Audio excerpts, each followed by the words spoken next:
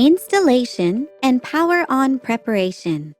This section gives details on the names and functions of the components of the device. Hold the four corners of the button of the viscometer when either installing or removing the viscometer. One-touch open-close type safety cover. Prevents the laser beam from leaking to the outside. Heating warning light. A blue light will light up when the heater operates.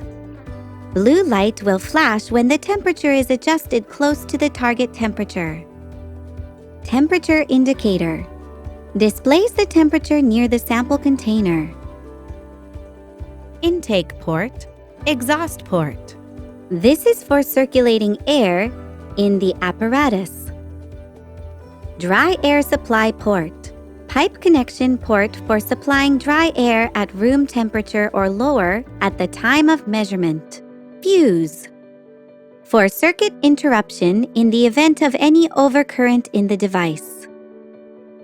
AC power cord plug import. AC power cord plug import. USB connector.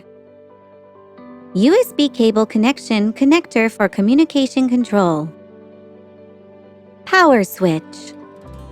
Power on switch for starting the device. Dry air on-off valve.